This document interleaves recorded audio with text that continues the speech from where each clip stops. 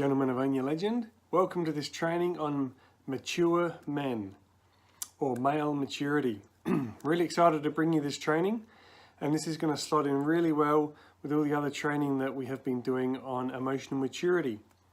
So this training will give you context as to what male maturity actually looks like, so that when you go back and are doing all the work in the rest of the training series, it'll give you some context to look at. So let's dive in. Male maturity. First, we're going to have a look at a brief introduction as to exactly why we're doing this particular training and what it's going to be about. We're going to look at male maturity through history. We're going to look at the framework around male maturity. We're going to go and look at some symbology of male maturity that's come up all through history. Then we're going to have a quick look at the big picture, and then we're going to have a quick look at the end at male maturity in relationships. So let's jump in. Okay, introduction to male maturity. So while we are actively working on and developing our emotional maturity, we're going to need to do some looking back at our past and discover what areas of our life caused us to stop maturing in some areas, or quite a few areas, depending where you're at. Okay, now we had a look at this in one of our previous training videos, but I'll just do a little bit of recap here. So what causes a boy to stop maturing in one or more areas of life? Okay, so when a boy cannot cope with the situation or the environment that he's in, he stops maturing in that area, okay? If he can't handle it, then he can't move past that point. He will always stay at that level of maturity until that, whatever it was, has been dealt with and he has worked through it, okay? So while that remains unresolved inside him, he will always stay at that level of maturity. Does that make sense? Okay, so they also stop maturing in one or more areas of life when there are no active role models in their life, okay? And we all know that story. Either a father or a mother who is not there or not there emotionally, not able to provide a role model of maturity, what maturity actually looks like. And so we simply cannot grow. We cannot develop and grow our maturity without role models, okay? Really, really important. And when we do have our role models there, but we are not actively taught maturity by our parents and by older people in our life, okay?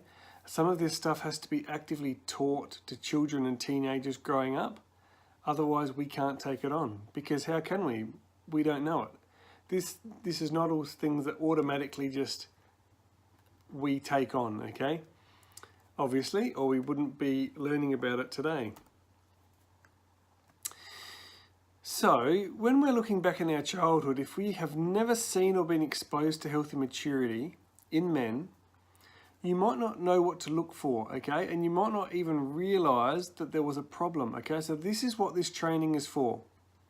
It's for when you're going and doing the other training where you need to look back into your past, into your childhood, and you need to discover what happened during my childhood which may have caused me to stop maturing, okay?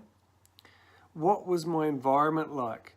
What were my mother and my father like, okay? And probably for boys, especially the father, okay? Now, this is not to blame or shame or to have any kind of excuse, okay? This is not for that whatsoever. This is simply so we can identify where it happened, because that's critical in the reparenting process, as you'll learn about or have already learned about in the reparenting training video, okay? So this is what this training is for. It's so that we can get a broad concept as to what male maturity actually looks like. So that when we look back, we can see what was missing, okay, in our upbringing. We can see what we were missing. We can see what our environment was missing. We can see what our culture, our family dynamics, okay, our parents, we can see what was missing, so that then we know what we then need to develop and work on in ourselves, okay? So, and I just want you to remember that this is a process, okay? So what I'm going to outline tonight is not, this is what you have to be all right now, okay? And this is not to make you feel bad if you're not lining up to any of these areas. Everything that I'm going to talk about comes from symbology, it comes from history, it comes from a wide range of sources all put together in this one training, okay? And it's meant to give you an idea. It's meant to give you ideas. It's meant to show you broad outlines as to what, and very specific ways, as to what male maturity can look like. Okay, and this is, remember, this is a process, and we'll talk about that as we go through. So let's have a look at healthy male maturity through history. So most civilizations and cultures through history had some form of coming of age rituals and rites of passage, okay? And many cultures still have their own rites of passage, okay? There are many cultures who do have a rites of passage. However, in our first world society in general, we have lost the rites of passage, okay? From childhood into adulthood, okay? And it's a real shame, because there was just a critical component of that which added maturity to men, okay? And we'll from boys to men, and we will explain what that looks like. And I know we covered this in a previous video, but we'll just do a little bit of recap here. So why did these cultures have a rites of passage? Okay, why did they have coming of age ceremonies and rituals? Why did they subject their boys to really difficult, in some cases, some really difficult situations, experiences, okay? Why did they do that? Because after these ceremonies and these rites of passage, the young men were treated as men in their culture. They were given permission to take on responsibility, and that is what it was all about for these cultures. Because you remember, if these were tribes, and we'll talk about this in a minute, life was really hard for the tribe, okay? And their tribe's survival depended on their adult males being able to take responsibility, okay? That's what it was all about for them. Their culture was very clear on what responsibility actually looked like, okay? They knew what responsibility looked like. It was modeled for them, okay? It was very clear as to what a responsible male adult was meant to be, meant to act like, what duties, tasks, and attitudes he was meant to have, okay? And these rites of passage guaranteed that the men who made it through could handle that responsibility, okay? If they could handle this rite of passage, then they had it in them, they had what it took to handle being a male, a man in that culture, okay? And so as cruel as it was, okay, because some of these rites of passage were really cruel, and the men who didn't make it through were often outcast or shunned, or they had such a sense of shame that they were not able to engage in their tribe or culture any longer, okay? They couldn't marry often, and often they couldn't become warriors if they didn't complete this rite of passage for whatever reason, okay? And it may not have even been their fault. They may have been disabled. They may have lost a hand or foot. However, they were not allowed to take on responsibility if they did not complete this rite of passage, okay? And we see that as a really hard, harsh thing to happen, okay, in their first world culture. But you have to remember, in the tribal situation and in these cultures, their very culture, their very survival depended on the men being able to take the responsibility, okay? This is why they did it. And there was a very clear distinction, and this was really important for the young men. There was a very clear distinction between childhood and adulthood, okay? And that is what we are missing. We are missing that clear distinction between childhood and adulthood. So let's keep looking at male maturity through history. Okay, so most stories and myths, and even modern day really good stories, really good films, they have examples and symbology of what it means to be a mature man. Yeah? In so many epic tales, you'll read the symbology of what it means to be a man, what it means to take on responsibility, what it means in this situation, what it means in this situation, okay? So many stories of boys coming into manhood all through history, okay? And often the typical gender roles through history, okay? I know these typical gender roles are very much frowned upon in this generation, especially with the feminist movement. However, very, very often through history, not always, I'll admit, but very often they encourage the men to become mature in order to fulfill the roles, those gender roles, in their family and in their society, okay? Very often the very gender roles themselves encourage the maturity in the men, yeah? And also the royalty and the ruling class of so many different kingdoms and empires and everything all growing up, they give a very broad view, and they have very similar ideas to the family and the community environment, just on a much larger scale, okay? So what we're going to look at today is taken from all these different places and put together in a hopefully logical sequence so that you can understand broad outline of what it means, some examples, some real life examples of what it means to be of male maturity, okay? And I just want to say I am very conscious of not saying masculinity, okay, because that term is very, very misunderstood, and it's been used in so many places, in so many contexts, that I find it extremely unhelpful, okay? So this is why I'm using the term male maturity, because this is exactly what I'm trying to impart to you, okay? So let's have a look at the framework. And we have a picture of a temple there. And hopefully this will become clear. Okay, male maturity, the framework. What are the foundational elements which take a man from immaturity to maturity? Okay, now this list is not just a random list of qualities. Okay, it's very specific and very, very spot on. Okay, the first one on the list there is self-absorption versus care for others. Okay, now in self-absorption also is a complete lack of care for oneself. Okay, so the two ends of the extreme. Self-absorption is all about yourself, complete lack of care for yourself. Okay, complete disregard for yourself, only focused on others, versus a care for others, which also includes a care for yourself, okay? And if you have a look on the right there, there's a little picture of a building, a little temple there, and as the foundation of that is love others as yourself, okay? And I know that's a biblical reference, but that principle is the foundation for male maturity, okay? It's to love other people as we love ourselves. And what's underneath that is the idea that we cannot hope to love other people fully and well if we do not love ourselves fully and well, okay? That's the very obvious conclusion to draw from that.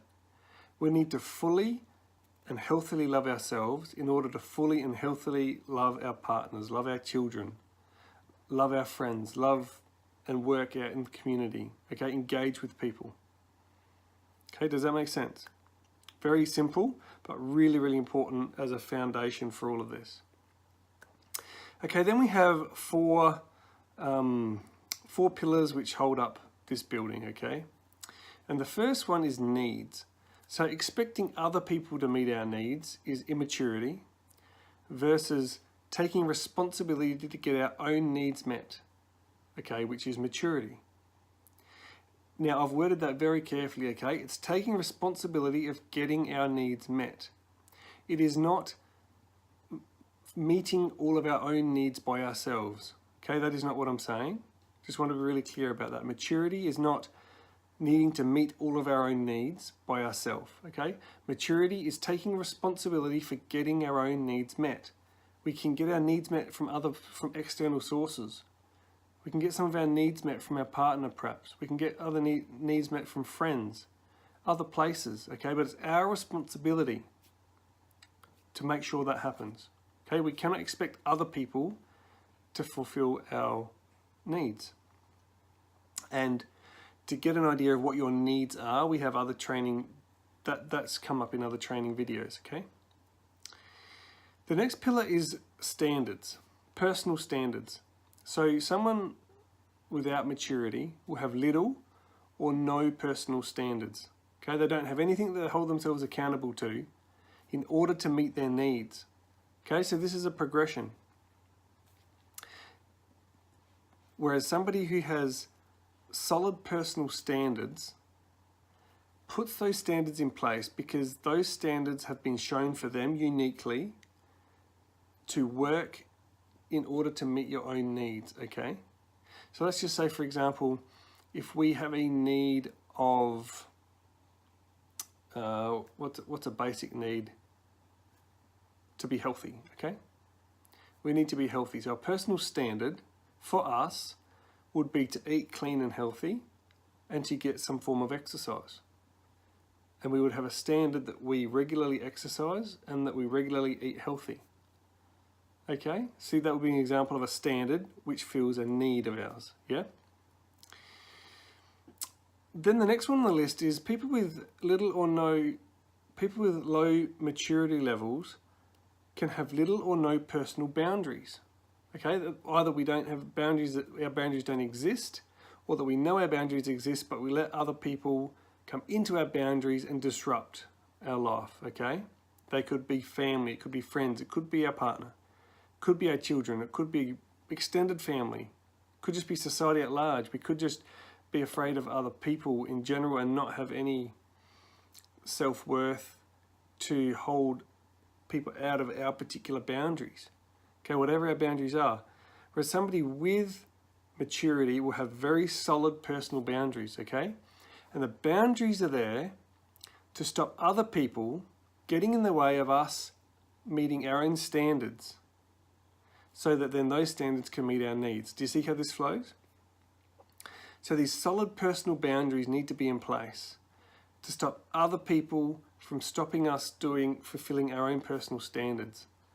So whatever it is that we decide that we need to do for ourselves and hold ourselves to, if we let other people influence us, drag our time and attention away, so that then we don't have time to do exercise or eat healthily or whatever, somebody pressures us into eating food that is not within our standard, okay? That's allowing other people into our personal boundary, yeah? Then the last pillar there is the future goals, okay? So once you know that, once you know your needs, once you have developed some standards to meet your needs, when you have developed some boundaries around those needs, then you can set goals for the future because by then you will know what you want, okay? By then you will know yourself on a very deep level. Okay, having gone through all of that process, and you will know what you want. You'll be able to set goals for the future, and we'll talk about goals a little bit later in this training, okay? So somebody with low maturity will have no future goals, and somebody with maturity will have developed and set good, healthy future goals, okay? Because then that's direction, that's clarity. That's why that's there. Then the last one there is self-respect, okay? And that covers everything, okay? Self-respect, someone with low maturity will have little or no self-respect, okay? Because you will not have all those other things in place either. If you've got all these other things in place here, then you will have self-respect and you will be able to enforce, and see how this flows down? If you have self-respect, you will be able to strive for your goals because you respect yourself. You'll be able to keep your boundaries that you've set. You will keep yourself to your standards, okay? You will meet your needs. You will then be able to love other people as you love yourself because you do love yourself, okay? And self-respect covers the whole lot from the top, okay?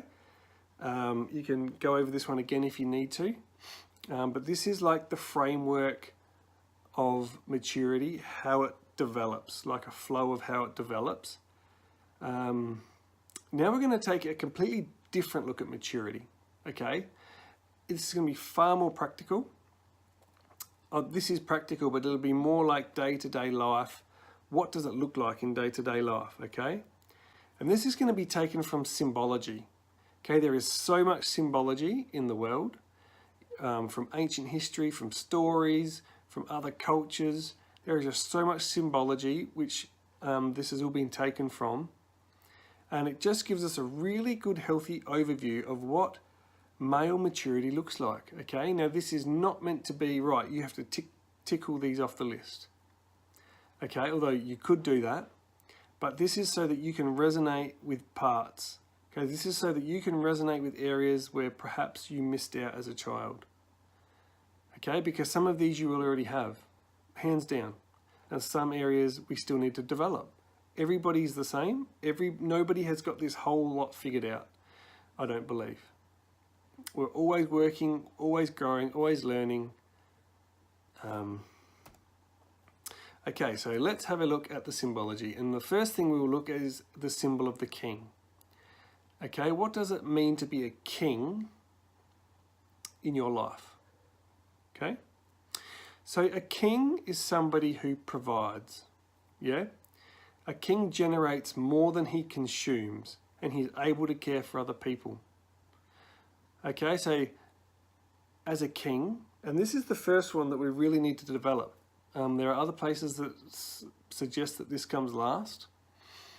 However, I believe that this actually comes first, and you'll see why as we go through.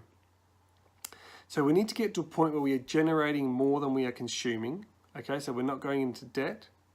We're not relying on other people. We are able to provide for other people. That's what a king does. Okay, so we will have independence. We will be self-sufficient. As I said, we won't have to rely on other people. We won't still be living with our parents, okay? We won't be driving other people's cars.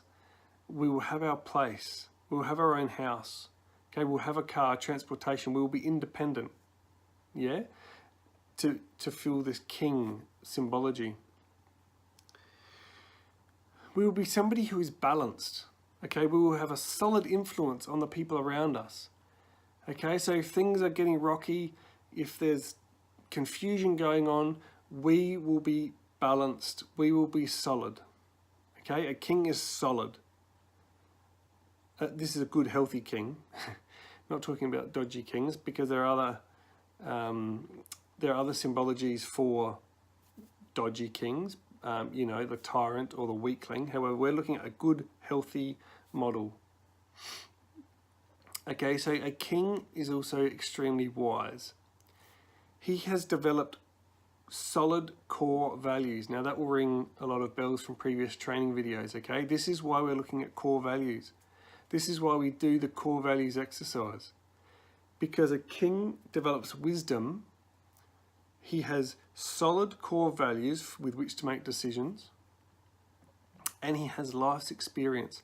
So through these core values, interacting with his life's experience, all the trials, the failures, the hard times, he develops wisdom, okay? And wisdom is the key. With wisdom, you can do anything, okay? Wisdom is everything, okay? Everything that we are doing in every day of our life should be to develop wisdom, learn from our experiences, learn from the hard times, learn from the failures, learn from the good times, gain wisdom, okay? Everything we do has the ability for us to gain more wisdom. Okay, so a king is integrated, okay? And this is where we get the term integrity, but the term integrity, I believe, has been a bit whitewashed. So I like the term integrated. We are whole and complete in ourselves. Okay, we have things like honesty, okay, dependability. Okay, we're not missing bits of ourselves. Okay, now remember, this is all for us to look at what does maturity look like, so that when we're looking back as a child, we can see these are the things that perhaps we missed out on. Okay, that's what this is for. Just a reminder there. So a king will set boundaries. Okay, so we talked about boundaries in the framework. So this comes from the king symbology, where a king has borders that he defends. Okay, they're his responsibility to defend his borders. And they could be your personal boundaries, it could be your family boundaries, it could be at work. Anywhere in your life that you have boundaries that you need to keep, that is your responsibility. Okay, that is where the king symbology comes in. Okay, because then it's your responsibility to defend your boundaries. Okay. A king has structure. So he will have order and things will be clear. There will be clarity around your personal life, around your family life, in your work environment, okay? A king will have order and clarity. He will develop some kind of framework for things where it's orderly, okay? It's just not chaos, because a king cannot operate with chaos. A king develops rules, laws. I'm not suggesting we sit down rules and laws for everything, but we have order. Order is a very good word for it. And that's not saying that everything, I'm not talking about physically, everything needs to be neat and tidy and like a pin. But that people who are looking to us, they know what is going on, okay? We're not just charging off in random directions without letting anybody know, okay? That's what I mean by order. And lastly, a king is empowering, okay? A king is a place where he can inspire other people, okay? And he is also creative, okay? And we'll look at creativity in another symbology as well. However, a king empowers his subjects. He builds up his subjects. So whether that be our partner, whether that be our children, whether that be other people at work or our friends, okay? A king is about empowering other people. They can unleash their creativity, okay? Right, now let's have a look at the warrior.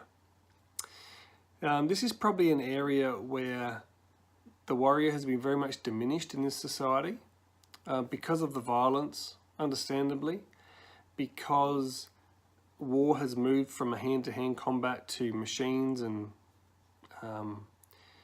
guns. The warrior, yes, of course, in the armed services, there's still this concept of the warrior. However, in general, this concept has been very much turned into a more negative aspect of aggression. However, at its root, at the core of the symbology, okay, we'll go through it.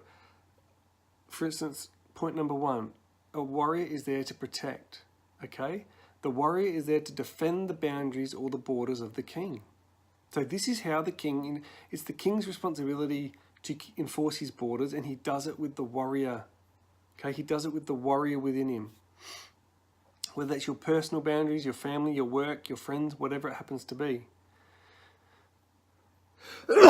Excuse me. Okay, now a warrior has aggression. Okay, and when I talk about aggression, I'm talking about the pure neutral form of aggression. You could use the term energy with force. Okay, aggression is neither good or bad. It can be used for good or it can be used for bad. Okay, somebody who aggressively charges out on the racetrack. Okay, that's not negative. That's a positive use of aggression. It's negative if you go and hit somebody with aggression for no reason. Okay, that's a negative use of aggression. What it means is that a warrior tackles what needs to be done. Okay, there is energy, there's movement. Yeah, he gets out there and he gets into whatever needs to be done. Okay, a warrior has drive. Okay, and a warrior also has purpose. He has very clearly defined goals. And remember goals from the framework? Okay, this comes from the warrior symbology. So he has very clearly defined goals, okay? He has direction. And this also ties in with core values. But the goals give you a tangible future that you are striving towards, okay? With aggression, with energy, and with force, okay? Now a warrior also has awareness. Okay, so a warrior is very mindful. He's very mindful of what is going on in his immediate environment, okay? Because he doesn't want enemies to sneak up on him. Okay, so what that means for us is, in everyday life is that we actually practice things like mindfulness. Okay, we keep our mind clear and sharp. We don't allow our mind to become so cluttered with thinking always in the back of our minds. And I know for some personality types this is easier than for others. However, we all have a requirement to have some level of awareness, especially of what is going on for us, because we cannot grow, as I've said in in the other training videos. We cannot grow without awareness, okay, without mindfulness, without being aware of what's going inside us and for other people. So awareness is really, really key, okay, and it comes from this warrior symbology. And a warrior is also uncluttered. What I mean by that is he doesn't have unnecessary things taking up his time and taking up his space. Okay, so he doesn't fill his life with meaningless and pointless things to either use up his time or to physically clutter up his space. He doesn't allow things to chew up his resources, his money. Okay, he only has what he needs to have for his goals, for his family, for his own personal, it can be for your personal satisfaction.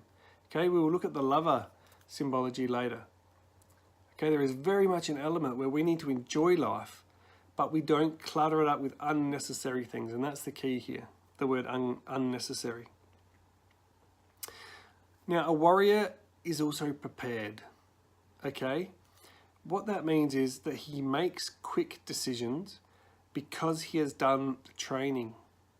Yeah, a warrior has done the training needed. And he has done the training and he's done the training.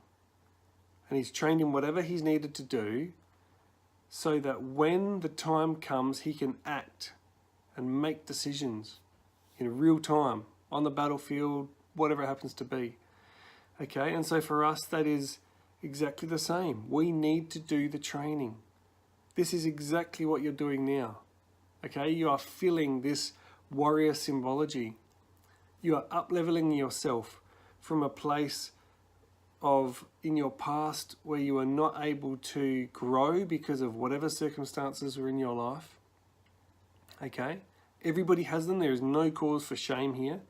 Everybody has areas in our childhood that we did not grow in maturity. Okay, but a warrior prepares. He does the training necessary so that he can act in the moment when it's needed. And a warrior is also extremely skilled, okay? He keeps training and he keeps training until he is extremely skilled because his life depends on it. Now, our physical life may not depend on this, but our life does depend on us becoming skilled, becoming extremely proficient in all of these areas of all of this training, okay? And lastly, a warrior is disciplined. Okay? Now that almost just speaks for itself. He is the master of himself. Okay? He is in control of his body and of his mind. And remember what the whole goal of this training is? Okay? It's so that you can be in control of yourself. You can take control of your life.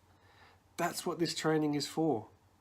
Okay? So in doing all of this, you have to add discipline. Okay, you're going to have to create discipline.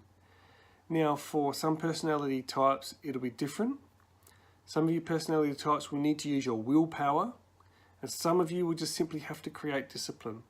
Okay, and we can explain that in the group if you have any questions on that.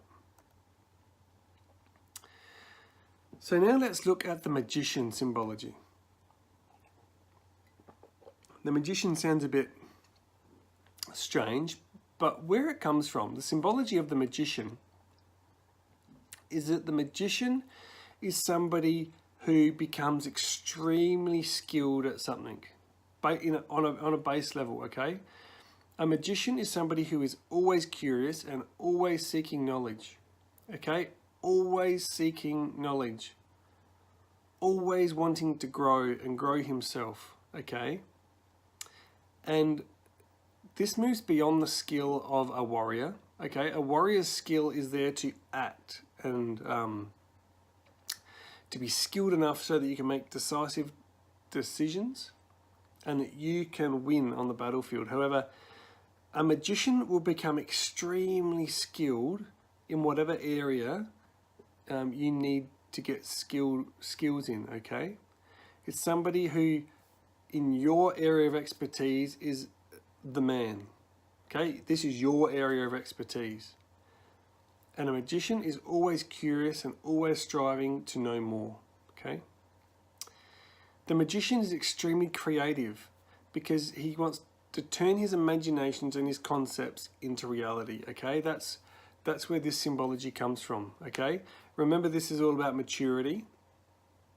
Okay, so maturity, part of maturity means is learning to turn your imagination and your concepts into reality. Now again, some personality types find this easier than others. However, there is still this need for all personality types at one level or another. I'm not saying everybody has to be amazing at all of these things. Depending on your personality types, you may only get to there, but in another area, you'll get up here. Okay, and the same with other personality types. That is why we are all so different, because we all can complement each other at the end of the day if we all work together. Okay. A magician develops his intuition. And again, some personality types find intuition easier to use than others, but we all have a level of intuition.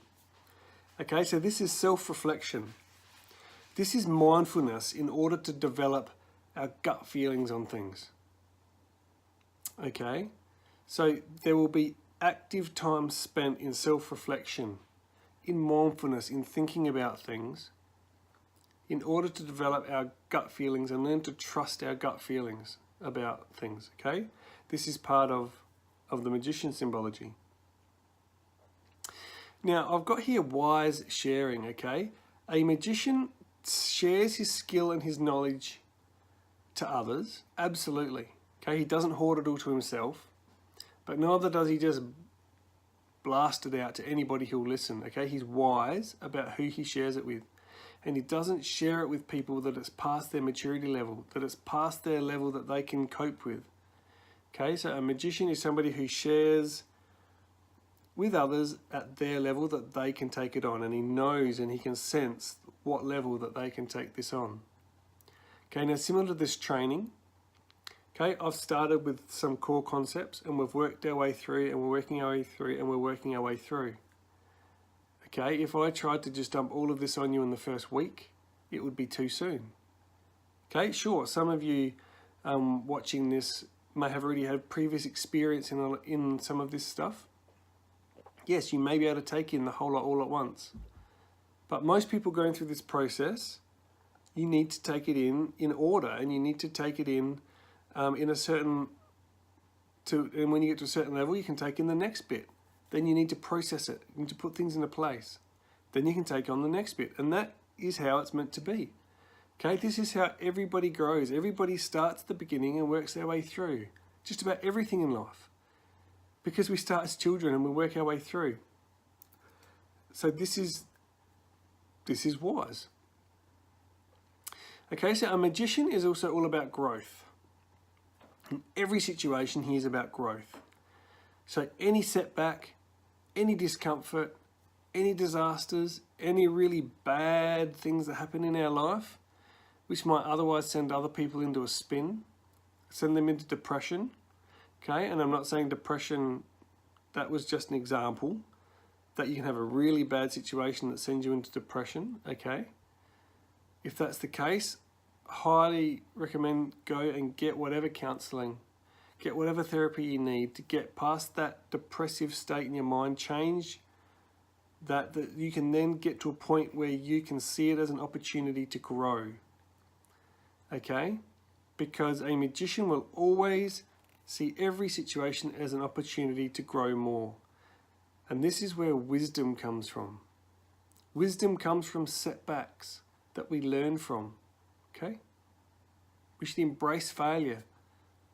Because failure brings a lesson, and the lesson brings wisdom, and with wisdom you can do just about anything, okay? And the magician is also about the mentor, passing this maturity on to other people, okay?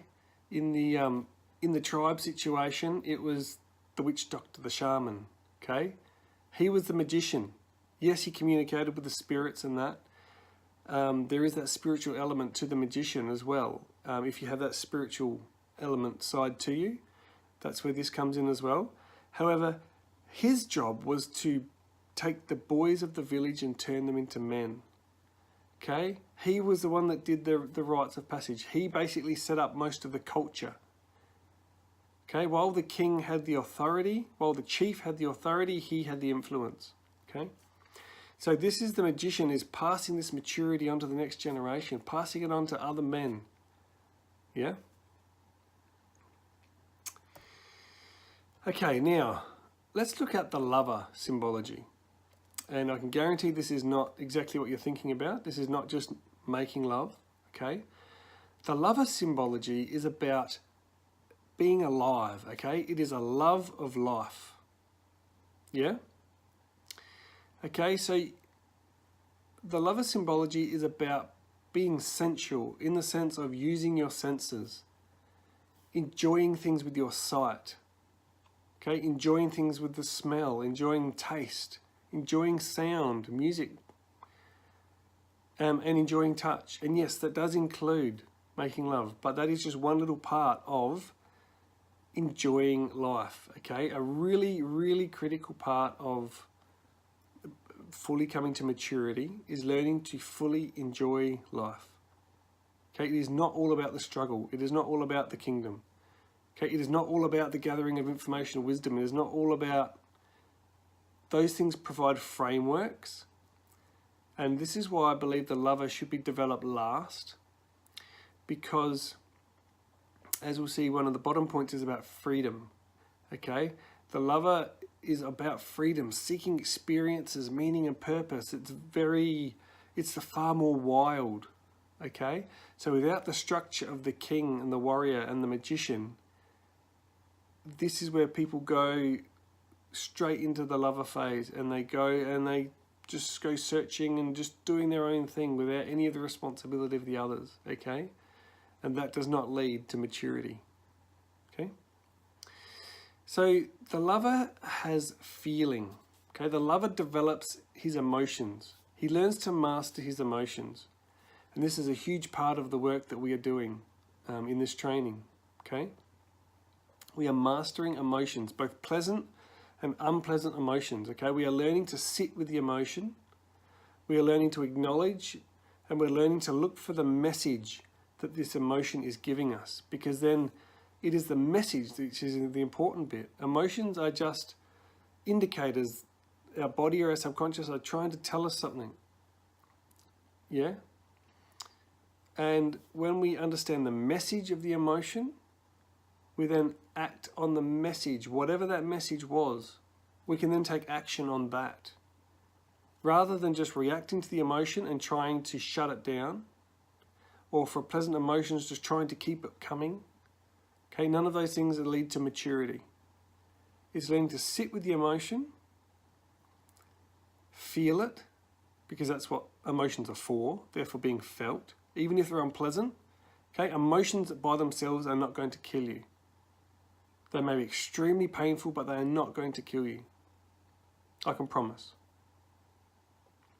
Other things will kill you, but not just feeling the emotion. Learning not to run from them, to feel them, listen for the message of the emotion. Okay, I'm really emphasizing that. This is one of the most important parts of this whole process. Because the emotion is what knocks us around the most. Not knowing how to deal with our emotions. Now, the lover also develops empathy. And we have talked about empathy in all our other emotional maturity training, okay? Empathy is understanding how others think and feel, okay? That's a basic description of empathy. There are other versions of empathy. However, that's good enough for now. So the lover is developing empathy for other people. Okay, and we talk about this when we discuss relationships. Really, really important for your relationships. Curiosity, developing that curiosity about the other person. Having so much self-respect and being comfortable in yourself that you don't need to defend yourself. Okay, if you're being attacked or criticized, you don't need to rear up in self-defense or anger. You can just be curious about what is going on for the other person here, okay? Really, really important, that one. Now, as I said before, the lover symbology is all about freedom, okay? It wants to seek experiences, the meanings and the purpose of life. And the idea of this is that you can enjoy life to the fullest. okay, so that you can discover all the bits of life that you can enjoy. Because we don't have to go through our whole life being miserable. Life is there and it can be enjoyed, and that is what this is part of maturity, okay, is seeking out those things that are meaningful to us, seeking out the things that give us purpose, okay, seeking out the things that we enjoy, done in the right context of the king, the warrior, and the magician. We can seek these things out in a very mature and healthy way, and we can really, really enjoy our life, okay? And that was the last one there, a healthy enjoyment of life, okay? So that's it for the symbology part. Go back and listen to that again if you need to, because that gives you an overview of what healthy male maturity looks like. So if you're looking back into your childhood to see what was missing, either in yourself or in your family or in your dynamics, in your church environment, whatever happened to be, parents, then this is, now I'm not saying that this is all totally correct and this is all there is, okay? This is a guide, and just take it as a guide, okay? This is not the Holy Grail, because there is just so much in symbology, there is just so much out there that we'd added in, or that we could explain differently, but this is good enough for almost anybody to become extremely healthily mature, okay? Now, let's just have a look at the big picture. We're looking typically now about the male side of maturity, okay? What it means to be a male. So male, now this part may be a bit difficult in this society for people to truly understand, okay? Because everything's got so wrapped up and confused, and there are so many unhealthy versions of all of this. We're looking at the big picture. We're looking at broad terms. We're not looking at every individual. We're not trying to fit everybody in a box. But this is how it works on a broad level and a small level. All the different types, okay? All the symbology, everything all agrees with this, okay? This is why I'm explaining it. So in broad terms, okay, men are about the big picture, okay? Generally speaking, men are about creating a kingdom, protecting the kingdom, providing for the kingdom, and then having the skills needed for this kingdom, enjoying his life within the kingdom. Okay, that's just going back over what we just looked at with the king, warrior, magician, and lover. Okay, so in broad terms, men are about the big picture. Creating the framework, creating the kingdom, enforcing the boundaries, continual growth, becoming specialised in whatever you need to be specialised in. Okay, and then enjoying what's going on in there. And in broad terms, women are about the smaller picture within that context, okay? Again, this is broad terms. This is fitting in with all the types. This is not your individual situation or circumstance. This is to give you an idea about the broad, how this all fits together in a broad sense, okay? Because, and the reason they're about the smaller picture, no way demeaning, I'm not meaning that at all, okay? Why it's a smaller picture is because it's about creating life. Women are about creating life, yeah? Obviously, because they create life. Women are about nurturing life, because in nature they nurture life. Okay, women are about organising the myriad of connected things that make this kingdom run. Okay, in general, women are awesome at organising all the bits and pieces that need to be done to make the kingdom run. And this is where the queen comes in with the archetype, with the symbology of the king. Because the queen is the one that makes interfaces with all the subjects of the kingdom. Okay, the queen is the one that wins their hearts. She's like the jewel. She's like the real special, the really amazing special thing of the king. And he's about the big picture and the policies and the borders and the boundaries and fighting wars and all of that. And she's about making all the bits run. She's about making sure all the palace and all of that is all working well. She's about the diplomacy and all of that goes on as well, that make everything all fit and work together. Okay, in broad terms, general terms. Okay, not specific necessarily to you in your personal relationship. Just making that clear. And she is also about enjoying the life within the kingdom. Okay, so hopefully that makes sense. Broad terms.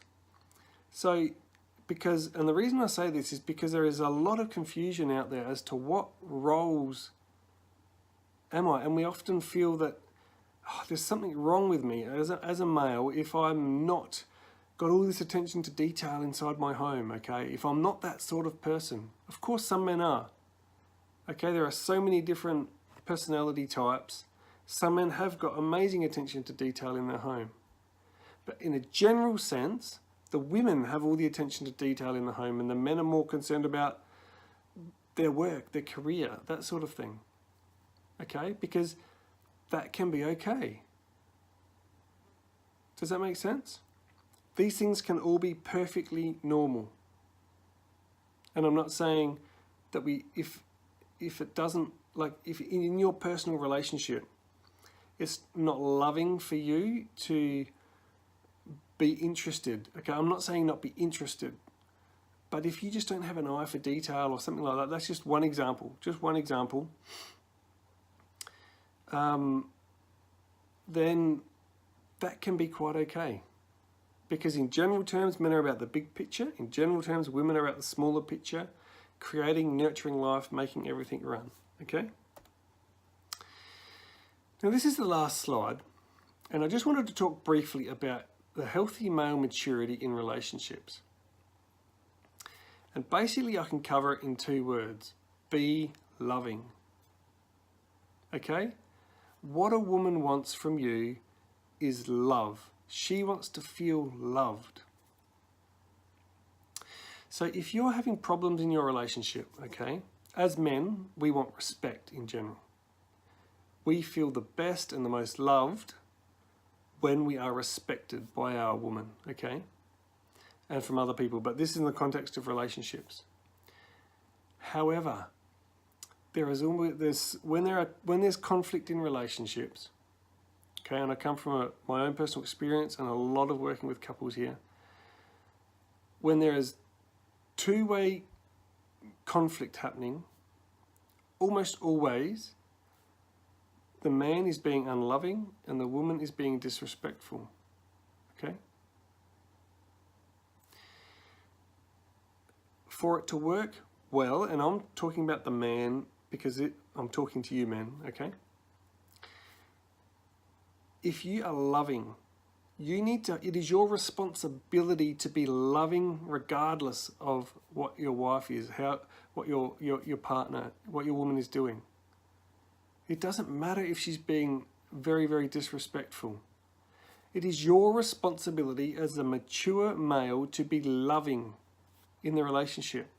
And unless you are consistently characterized by being loving, you don't have a leg to stand on to point at your wife to say she's being disrespectful, she's being this, she's being critical, you cannot point anything at the other person if you are not holding up your end of the equation, which is to be loving. Whatever loving looks like for your woman, okay? Hopefully that makes sense. Because if you are genuinely being loving as you possibly can be, genuinely being loving, okay, you're not reacting defensively when she criticizes you and then arguing back. Okay, you're owning your stuff. This is why maturity is so important. If you do get defensive, you immediately take yourself out of the situation until you're in a place where you can come and engage in a loving way. I'm not saying you have to worship your woman. That is not what I'm after, because that is deep down, that is what they absolutely do not want, okay? They want you to be the king. They want you to have your boundaries, your self-respect. Okay, a woman wants nobility. Okay, nobility comes from all of those things. Okay, that's why they were called nobles back in the day. Because that's what she wants on a deep level. And even if she is disrespectful as anything, unless you are consistently being loving, then you don't really have a leg to stand on to say, this is not working, this is no good, I'm going to have to leave. Anything like that. You can't complain about her to your mates if you're not being loving. Okay, so sure, if you are consistently being loving, as I was saying, then yes, and she is not changing, okay? And I say this very carefully because in general, men find it hard to be consistently loving, especially if they're, if there's issues and problems in the relationship. I'm saying, okay, in a situation where you are consistently being loving and there is just no change, there is still the conflict coming from the other side, then you may need to make a decision about the relationship perhaps, okay? But genuine, most of the time, if you are showing up consistently being loving, that is worth respect. And if you are showing yourself to be somebody who is worth respecting, generally speaking, a woman will respect you. Okay, and the dynamics will start to flow. So, because I'm speaking to you men, and I'm not speaking to men and women at the same time, I'll say to you, your job, your responsibility, okay, the path to maturity in your relationship is to do whatever it takes in yourself so that you can show up and be as loving as is humanly possible in every situation, okay?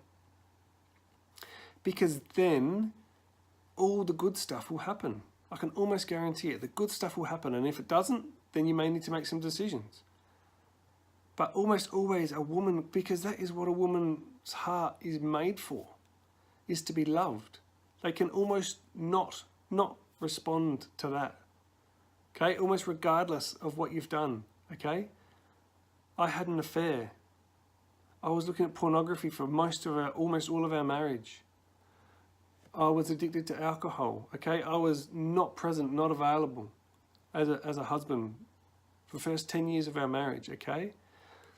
But in going through all of these processes, and I'm certainly not saying that I'm all there, okay? I'm still working on all of these things myself.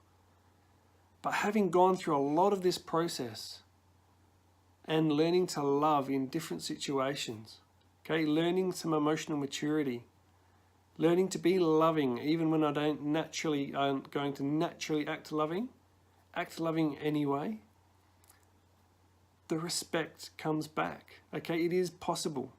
So if you really want this relationship, okay, if you really want to continue this relationship, that is the best possible thing you can do, is to knuckle down into all the training, work on everything that you need to work on in yourself here, develop some fantastic daily habits to make sure that this stays in place and you to keep growing so that you can keep showing up in a loving way in your relationship, and the magic will start to happen, okay? Fantastic. It was awesome to do this training with you, and we'll see you in the next one.